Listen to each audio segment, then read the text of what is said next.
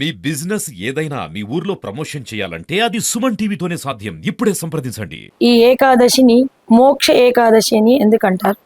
పూర్వము గోపాలము అనే ఒక రాజ్యంలో వైకాసన మహారాజు అనే ఉండేవాడు. అతను చాలా ధార్మికుడు. అనేక యజ్ఞయాగాదులు చేసి బ్రాహ్మణులను సంతుష్టపరిచి ఋషులను మునులను గౌరవించేటువంటి మహాపరమ భక్తుడు. అతని యొక్క కలలో ఒకరోజు వాళ్ళ తండ్రి గారు వస్తారు. ఓ బాబు, నేను అనేకమైన నరక బాధలు అనుభవిస్తున్నాను. ఏ పుణ్యం చేస్తే నాకు ఈ బాధ నివారించబడుతుందో కులగురులను అడిగి అటువంటి పుణ్యాన్ని చేసి నాకు ఈ నరక బాధను ఉపశమనం చెయ్యి, నాకు స్వర్గప్రాప్తిని పొందే కార్యక్రమాలు ఏవైనా పుణ్యకార్యాలు చెయ్యని కలలో చెప్తాడు. అప్పుడు పర్వతుడనే మహాముని దగ్గరికి వెళ్ళి తన బాధనంతా, మా తండ్రి గారు ఇన్ని పుణ్యాలు చేశారు, ఆయన కూడా యజ్ఞయాగాదులు, కానీ ఎందుకు ఆయనకి ఇటువంటిది వచ్చిందంటే యోగ దృష్టితో చూసినటువంటి ఆ పర్వతుడనే మహాముని అతను చేసుకున్న ఒక దుష్కార్యము, ఒక స్త్రీని అవమానించి బలత్కరించినట్టు అది మర్చిపోయాడు. అతని 16వ ఏట వాడు అనాథగా పెరుగుతున్నాడు. అటువంటి పితృ దోషం వల్ల అతను నరకంలో అనుభవిస్తున్నాడు. మీకు కూడా సంతతికి ఆలస్యం అవడానికి కూడా కారణం అదే. అందుకని దీనికి ఏమిటి నివారణ అంటే మార్గశిర శుద్ధ ఏకాదశి మోక్ష ఏకాదశిని వస్తుంది.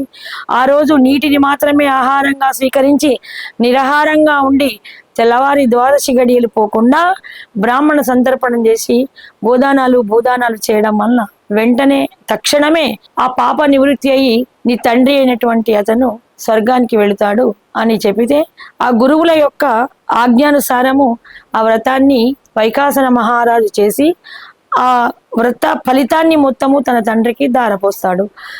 అందుకే మోక్ష సిద్ధిని కలిగించేది కాబట్టి దానికి మోక్ష ఏకాదశి అని వచ్చింది.